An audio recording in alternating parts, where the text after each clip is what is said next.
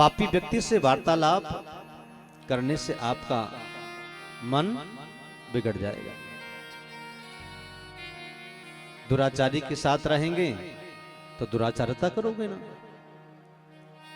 शराबी के साथ रहेंगे तो कुछ ना कुछ दिन के बाद में शराब पीना शुरू कर दोगे, क्योंकि साथ साथ बैठेंगे तो वो कहेगा एक प्याला तो ले ले यार, तू चक्के तो देख एक बार, कितना अच्छा है, कितना टेस्ट है इसमें, एक बार देख।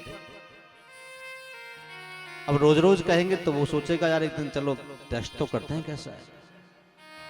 जब टेस्ट किया तो झूमने लगा, वृत्तियां खराब हो गई, मन दूषित हो गया, कलुषित हो गया, बस आदत पड़ गई। और वही पिलाने वाला अब स्वतंत्र हो गया कि बस मैंने इसको पिला दिया, अब ये मुझे रोज पिलाएगा। चाहे चोरी करे, चाहे डकैती करे, चाहे जुआरी करे, चाहे कुछ भी करे, अब मैं अधिकारी हो गया। कहने का अभिप्राय है संग व्यक्ति को बर्बाद करता है।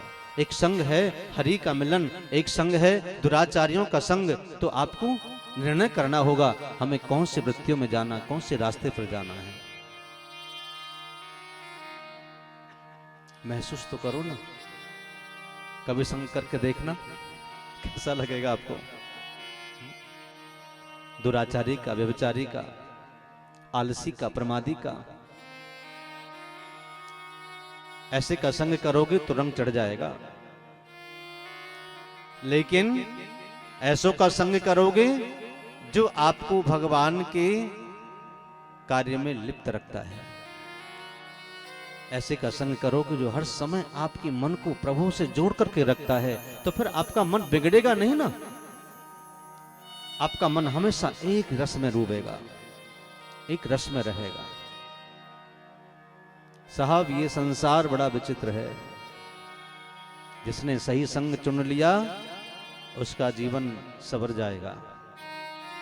राजा परीक्षित ने सोचा कि मैं कलुषित व्यक्ति के स्पर्श करने मात्र से मेरा अविवेक चला गया, मेरी बुद्धि खराब हो गई है, मैं तामसी बन गया, मैं क्रोधीला बन गया, मैंने एक संत का अपमान कर दिया।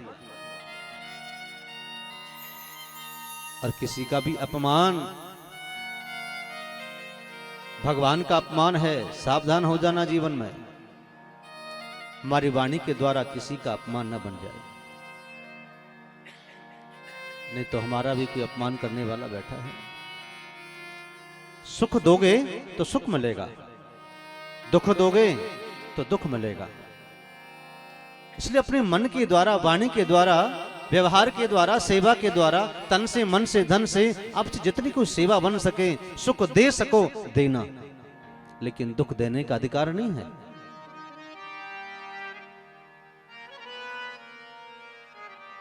एक नगर में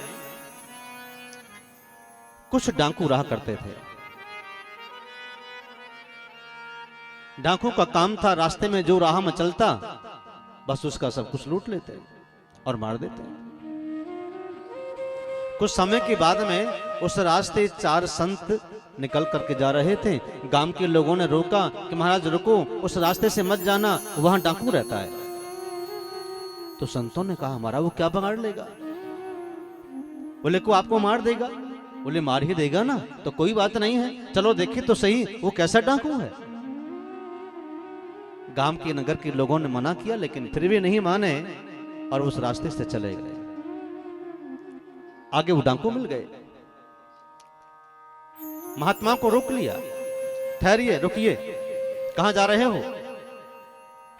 बोले प्रभु का भजन करते हुए भ्रमण करते हैं। नगर नगर, शहर शहर में, गांव गांव में जाकर के बिगड़े हुए लोगों को संवारने का प्रयास करते हैं, धर्म की स्थापना करते हैं, प्रभु का नाम का उच्चारण करते हैं, सबको विवेक सिखाते हैं। हमारा काम यही है।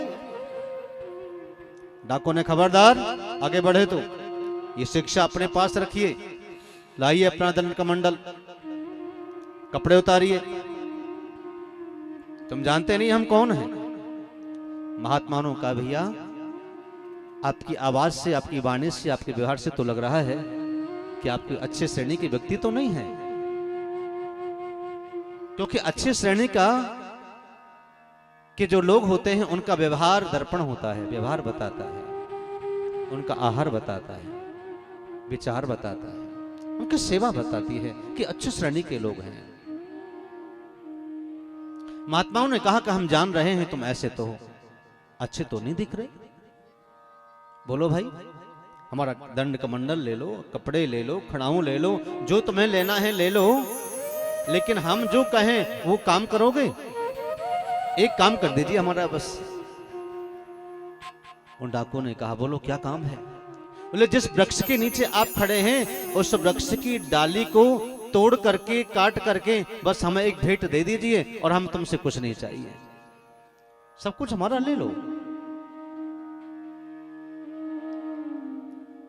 डाकू ने तलवार से वृक्ष की डाली काटी और महात्मा को दे दी, ले पकड़।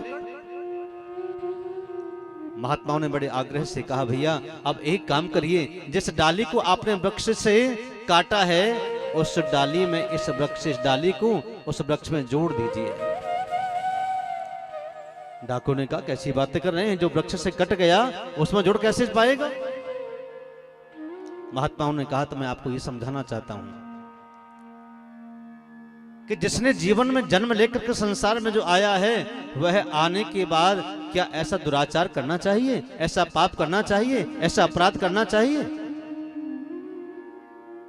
जिस वृक्ष की डाली को काटने के बाद आप जोड़ने में असमर्थ हैं, वैसे ही आपका जीवन भी उसी प्रकार से असमर्थ है। व्यभिचार करते हुए व्यक्तियों का, जिनका संग अच्छा नहीं है, व्यवहार अच्छा नहीं है, वाणी अच्छी नहीं है, आहार अच्छा नहीं है, उनका ये अधिकार भी नहीं है कि तुम दूसरों को कष्ट दो, कष्ट पहुंचाओ। डाकुओं ने कहा कि हमारे विवेक को आपने जगा दिया, हम मान गए हैं कि हमने ये दुराचार जो कर रहे हैं, लोगों को लूट रहे हैं और लोगों को कष्ट दे रहे हैं, ये हमारा कर्तव्य तो नहीं बनता, लेकिन क्या करें, हमारा संग ऐसा था।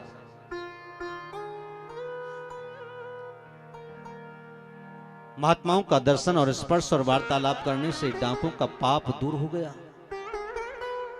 सब्सक्राइब करें रामकृष्ण शास्त्री जी के YouTube चैनल को और हमारे वीडियोस को सबसे पहले देखने के लिए बेल आइकन को दबाना न भूलें।